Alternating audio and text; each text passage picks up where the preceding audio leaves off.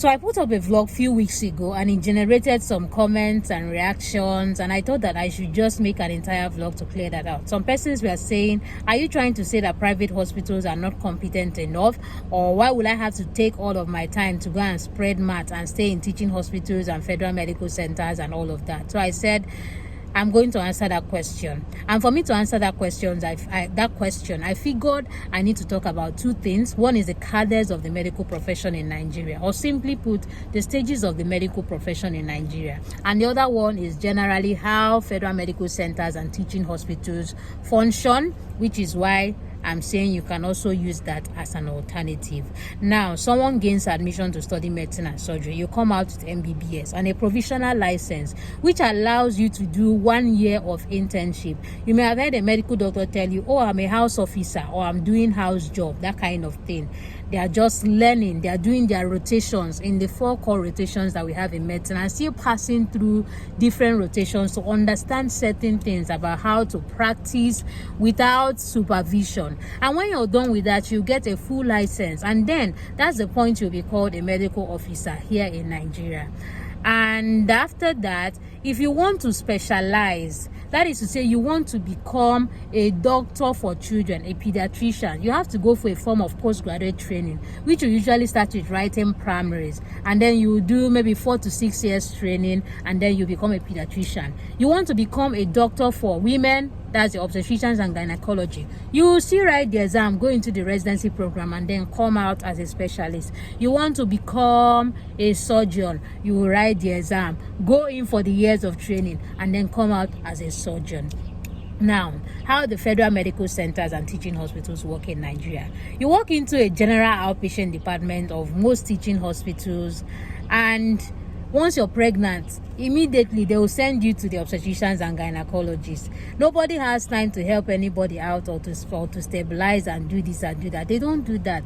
They just send you straight forward to the people that are supposed to be in charge. They will not even say, let us chook heads more. So whether the pregnancy is special or not, they are going to push you to the people that are going to give you the specialized care that you need. But now if you go outside to like some private hospitals will tell you clearly that this place is a specialist hospital. So maybe it's a specialist hospital for children. So 90% of the patients that you see there will be children. So there is almost no kind of condition that has to do with children that you will bring there that will not be attended to.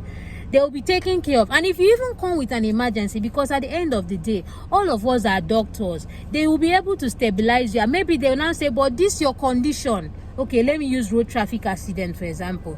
You bring in a patient that has a road traffic accident to a private hospital. So they will stabilize you, and then later they will now do x-rays and be like, there's a very serious fracture here, or it is going to need an orthopedic surgeon's review. Maybe if that hospital is a hospital that is owned by orthopedic surgeon and it's a specialist hospital for orthopedic surgeries, you see that you're already in the best place that you could possibly be. You don't need to start moving around and all of that. But maybe if it was some other hospital that maybe is not a specialist, or maybe it was a children's hospital or something like that, they're likely to stabilize you and tell you that maybe if the doctor there does not really have an eye for that, they'll tell you, okay, you can now go to some other hospital that is at so place. Those ones are specialists, they are the people that can take care of this your condition very well. That's the reason why you go to some private hospitals. When they finish seeing you, they will tell you, go to the teaching hospital, because it's in that teaching hospital, it's in that federal medical center that you will get the kind of specialized care that you'll be able to get. But it doesn't mean that when there's an emergency, there are some conditions that all of us can be able to treat regardless. So they will attend to you. But you cannot, for example, go to a private hospital of someone that is not a neurosurgeon, unless it has been built to be a multi-specialist hospital. That is a different case. So they have different kinds of doctors rotating, different consultants, specialists coming in and out to review patients. But you can go to somewhere, they'll be like, this headache that you're having, this blurry vision, we are thinking that you have a brain tumor. It's very unlikely that someone that is maybe a specialist hospital for children will now say, let us open your brain and go and do the surgery. No way. They will refer you to a neurosurgeon. They will refer you to a place of specialized care.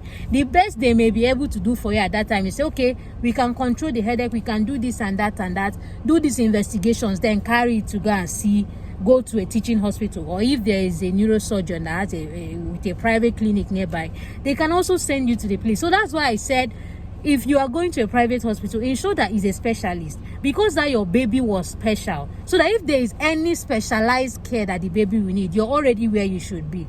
And if you go to a teaching hospital, you don't need to be thinking twice. Am I going to get specialist care, or will I not get? Whether the baby is special or not, they will just push you to that place. It doesn't mean you cannot do your antenatal if a place is not a specialist hospital, but do you fall under the criteria of people that have special pregnancies and people that do not have? That was exactly what I was trying to refer to in the video. So I hope you learned a thing or two on this vlog. Thank you so much for listening.